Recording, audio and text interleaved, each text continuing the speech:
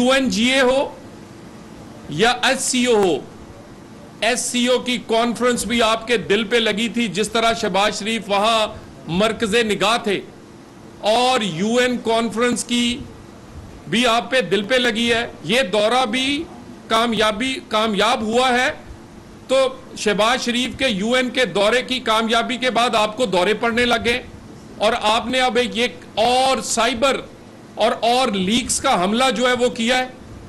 लेकिन इसमें हमला करते हुए भी क्या कर सकते थे? बात तो वो है, ये तो जब तहकीकात होंगी तो पता चलेगा कि कितनी बात सच्ची है और कितनी तोड़ी मरोड़ी गई है, और तहकीकात तो होनी चाहिए। ये पाकिस्तान की सालमियत का मामला है, ये वजीर आजम हाउस की सेंटिटी का मामला है, और ये वहां पर तो बहुत अहम बातें पाकिस्तान के मुफाद में होती हैं, और तुम बार बार निशाना बनाते हो मरियम नवाज को, और उसके बाद कहते हैं उसको पहले दिन से आपने डॉन लीग से निशाना बनाना शुरू किया, और आज तक वो आपका निशाना है, और अल्हम्दुलिल्लाह हर गुजरते दिन के साथ वो सुरखरू हो रही हैं। मरियम नवाज पाकिस्तान की वाहिद लीडर हैं जो अभी तक मेंबर नहीं बनी, मगर उन्होंने सजा साबिक वजीर आजमों वाली काटी है। उन पर कानून वो लगाया गया है जो कि मुंतखब नुमाइंदों पर और हुकूमती एहलकारों पे लगाया जाता है, पब्लिक रिप्रेजेंटेटिव पे लगाया जाता है। यानी मरियम नवाज को जेल भेज दिया, किस बात पर? एक कागज कहा ये जी डीड है। डीड क्या है जी? बहन और भाइयों ने घर बैठ के कोई आपस में बात की है, यानी बहन भाइयों की उस बात पे, वो प्राइवेट एक गुफ्तगू पे किसी कोई 1 रुपया हुकूमत का तो उसमें नहीं था, उसमें तो कोई कौमी मुफाद नहीं था, वो तो घर की बात थी। उस पर आपने उनको अंदर कर दिया, वो अंदर से हो आई, अब नैब मुंह उठा रहा है, अब उसको समझ नहीं आ रही, उसके पास जवाब देने को नहीं है, हर तारीख पर उससे जवाब मांगते हैं।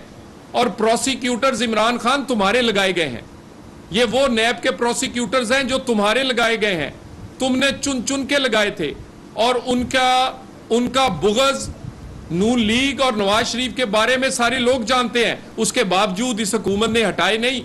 ये वो प्रोसिक्यूटर्स हैं जो तुम्हारे जाती वकील रहे हैं और अभी भी तुम्हारे जाती वकील हैं, जो फराह गोगी के केस नैब में लड़ते रहे हैं। उन प्रोसिक्यूटरों को भी जवाब नहीं आ रहा, उनसे सवाल पूछते हैं, कभी कहते हैं कोरोना है, कभी कहते हैं समझ नहीं आ रही, कभी कहते हैं हमें मौका दे दें, कभी कहते हैं हम बीमार हैं, और आप रोज सवाल। 4 साल हो गए हैं, 4.5 साल।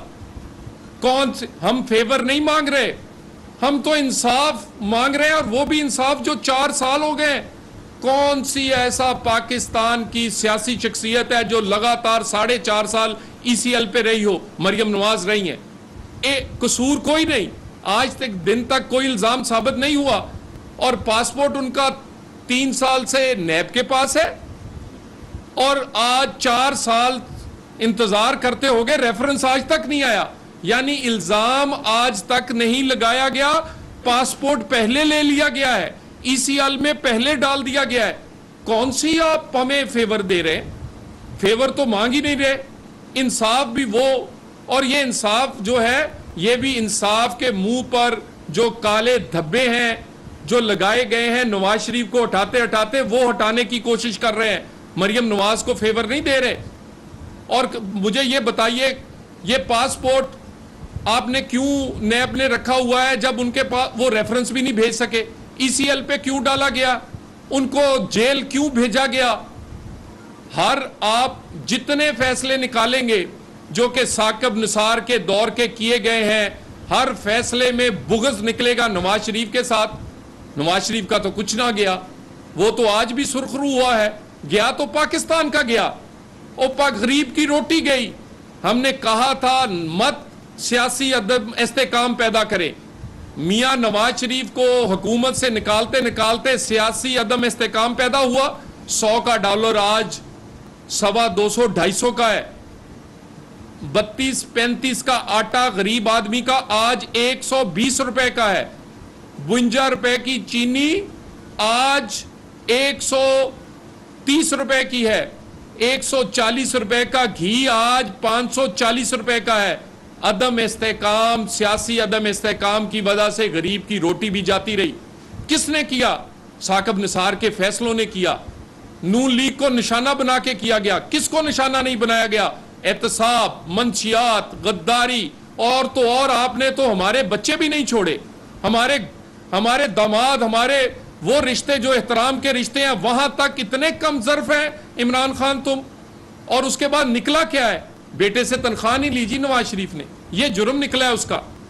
یعنی اتنا بڑا جرم تا حیات نااہلی کر دی گئی. بیٹے سے اس نے کیونکہ تنخواہ نہیں لی، اور جس نے ہیرے لیے ہیں، جنہوں نے زمینیں لی ہیں، جنہوں نے کئی ارب وہ جو یو کے سے آئے ہیں وہ کھا گئے ہیں. عمران خان اس کا جو پورا توشہ خانہ کھا گیا ہے، جس کی جیبیں اسرائیلی اور ڈالروں سے، بیرونی ملک کے ڈالروں سے بڑی پڑی ہیں، وہ کھا گئے ہیں. وہ آج کے دن تک صادق و امین ہے. صدقے جاؤں اس صادق و امین میں جو نہ اپنی اولاد کا حساب دے سکتا ہے، نہ اپنے مال کا حساب دے سکتا ہے. وہ آج کے دن تک صادق و امین ہے. اور یہ بار بار نشانہ بناتے ہیں آپ نواز شریف کو اور نون لیگ کو، اور خصوصاً مریم نواز کو. تو یہ ساری باتیں اس پر جتنے خان صاحب جلسے میں فرما رہے تھے کل، یعنی ہم سوچ رہے تھے لانگ مارچ کا اعلان ہوگا، انقلاب کی تاریخ دے دیں گے، لیکن تھوک کر چاٹنے کی آپ نے تاریخ دے دی. آپ نے کہا میں تو اسمبلی واپس جا رہا ہوں. یعنی تھوک کر چاٹیں گے. یہ جی یہ جو لیٹر ہے اس کی تحقیقات ہو جائیں. آپ کو پتا ہے اس کی تحقیقات ہو چکی ہیں. نیشنل سیکیورٹی کی میٹنگ میں کہا گیا ہے کہ اس کی تحقیقات کر لی گئی ہیں. اس سائفر کی کوئی سازش نہیں نکلی، اور اس پر جو حکومت نے رد عمل دینا تھا وہ دے دیا ہوا ہے. تحقیقات تو ہو چکی ہیں. یعنی انقلاب کی تاریخ کا انتظار لوگ کرتے رہے، آپ نے تھوک کر چاٹنے کی تاریخ دے دی. اور اس کے بعد کہتے ہیں مجھے پتہ ہی نہیں چلا اسٹیبلشمنٹ سے تعلقات کب خراب ہو گئے. نہ آلو ٹماٹر کی قیمت کا آپ کو پتہ چلتا تھا حکومت میں، نہ آپ کو ڈالر کی قیمت کا پتہ چلتا تھا، نہ آپ کو پتہ چلا ہے کہ جی اسٹیبلشمنٹ سے تعلقات خراب کیا ہوتے ہیں. خان صاحب ہوش میں ہوں تو آپ کو پتہ چلے. اور کوئی ہر چیز تو جھوٹ ہے. آپ کی صلاحیتیں اور آپ کا یہ جو جتنی آپ صلاحیتیں آپ میں ہیں وہ لوگوں کو پتہ ہے. یہ تمام چیزیں آپ کے سامنے رکھی ہیں. اس پہ کوئی اگر سوال ہو تو میں مریم نواز کی جانب سے جلسوں میں کہا گیا کہ جو پیٹرول مہنگا ہوا ہے اس پہ ان کو نواز شریف صاحب کو تحفظات ہیں، لیکن جو آڈیو لیکس ہیں اس میں وہ شہباز شریف صاحب کو کہہ رہی ہیں کہ پیٹرول کی قیمتیں بڑھائیں، لیکن اس کو اس طرح سے کہ ہم پہ وہ بات نہ آئے. یہ کیا چیز ہے؟ مطلب ایک طرف یہ آپ بھی عمران خان کی طرف یو ٹرن لے رہے ہیں کہ ایک طرف بیانیاں دیتے ہیں، دوسری طرف خود کہہ رہے ہیں کہ مہنگا کرتے ہیں. گزارش ہے کہ پیٹرول مہنگا کرنے کی بات ہو یا بات ہو بجلی اور گیس کے قیمت بڑھانے کی، نون لیگ کے لیے ایک آسان راستہ تھا کہ وہ پاکستان کو تنہا چھوڑتے، سری لنکا بنتے ہوئے دیکھتے، اور چھوڑ کے وہ الیکشنز میں چلے جاتے اور اسی طرح کی شوبدہ بازی کرتے جیسے عمران خان نے جاتے جاتے کی ہے. وہ 150 کا تیل کر کے گئے تھے، ہم 100 روپے کا کر کے گھر چلے جاتے، پاکستان سری لنکا بنتا رہتا. دوسرا رستہ مشکل رستہ تھا. اس رستے پہ پاکستان اکیلا کھڑا تھا. اس رستے کا چناؤ نواز شریف اور اس کی الائز کی حکومت نے کیا کہ پاکستان کو سری لنکا نہیں بننے دیں گے، اپنا سیاسی کاسٹ پے کریں گے. ہم نے اپنی سیاسی قیمت دی ہے. عمران خان کی طرح شوبدہ بازی نہیں کی، پاکستان کے مفاد سے نہیں کھیلے اور اس کو ڈیفالٹ ہونے سے بچایا. قیمتیں جو بڑھائی گئی ہیں وہ IMF کے معاہدے کے مطابق بڑھائی گئی ہیں. اس کے ہاتھ اور پاؤں کے انگوٹھے شہباز شریف کے نہیں، عمران خان کے لگے ہوئے ہیں. مجبور ہیں، ہمیں باندھا ہوا ہے ہاتھوں پاؤں سے یہ جو عمران خان باندھ کے گیا ہے. ورنہ نواز شریف کے ہوتے ہوئے تو آج تک وہ جب بھی آئے ہیں قیمت جتنی تھی اتنی چھوڑ کے جاتے ہیں، نہیں تو ریلیف دیتے ہیں. ہماری تو ساری تاریخ ہی ریلیف دینے کی ہے.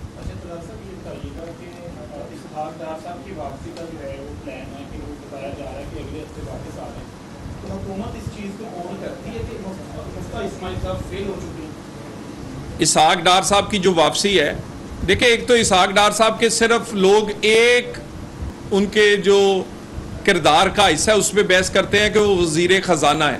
بہت اچھے وزیر خزانہ رہے ہیں، اور ان کی کارکردگی زبردست رہی ہے اور ہمارے لیے قابل فخر رہی ہے، مگر ان کی 50% ان کا جو رول ہے وہ ایک پولیٹیکل مینیجر بھی ہیں، وہ ہمارے سینئر ترین آدمی ہیں۔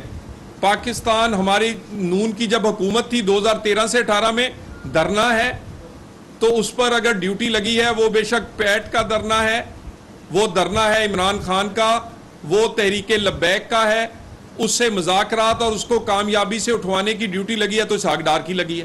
کوئی قانون سازی ہے مشکل سے مشکل، وہ اگر اس کی ڈیوٹی لگی ہے تو اسحاق ڈار کی، وہ کوئی الیکشن ریفارمز ہوں، وہ فوجی عدالتیں ہوں، وہ کوئی اور قانون سازی ہو، اس کو پایا تکمیل تک اگر کسی نے پہنچایا تو اسحاق ڈار۔ اور اگر کوئی بھی اسی طرح سیاسی جماعتوں کے درمیان رابطہ کار کا رول پلے کیا ہے، معاملات کو سلجھایا ہے اچھے طریقے سے، تو وہ ڈیوٹی لگی ہے تو اسحاق ڈار نے وہ دی ہے۔ ہماری پارٹی کے اندر بے شمار چیزیں جو معاملات سلجھانے ہوتے ہیں اسے بڑے خوش اسلوبی سے سلجھاتے ہیں، تو وہ صرف ایک وزیر خزانہ اچھے نہیں رہے بلکہ بہت اچھے پولیٹیکل مینیجر بھی ہیں، اور نون لیگ کو ان کی ضرورت ہے۔ 4 سال سے ان سے بھی آپ نے زیادتی کر دی، یعنی آپ نے اس لیے ان کو ریفرنس بنا دیا کہ انہوں نے اپنی ریٹرنز نہیں دی تھی، اور وہ جب آپ نے انٹرپول کو یہی کیس بھیجا تو انہوں نے عمران خان کے منہ پہ مارا کہ یہ کیس تو بنتا ہی نہیں ہے، وہ اس نے تو 10 منٹ اپنی ریٹرنز کبھی لیٹ نہیں کی۔ سو یہ ساری کی ساری وہ کیسز ہیں جو پولیٹیکلی موٹیویٹڈ پولیٹیکل انجینئرنگ کے لیے نون لیگ کو ہٹانے کے لیے بنائے گئے تھے۔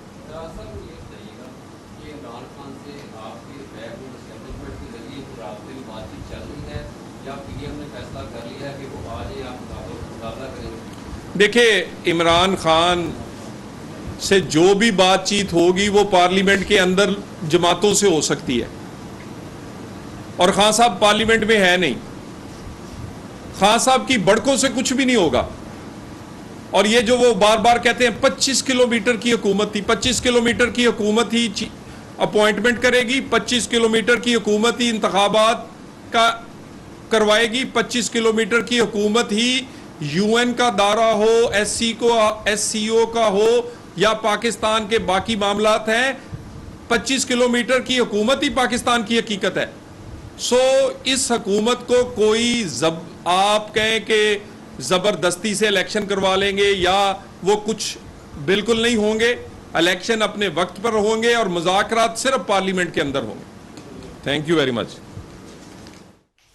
رہنما مسلم لیگ نون طلال چودھری نیوز کانفرنس کر رہے تھے۔ انہوں نے کہا کہ عمران خان نے عوام سے جھوٹ بولا، پہلے کہتے تھے کہ امریکی سازش کے تحت انہیں اتارا گیا، اس کے بعد امریکیوں سے خفیہ ملاقاتیں کرتے رہے، پاکستان کی معیشت کو نقصان پہنچانے کے لیے IMF کی ڈیل کو سبوتاژ کرنے کی کوشش بھی کی۔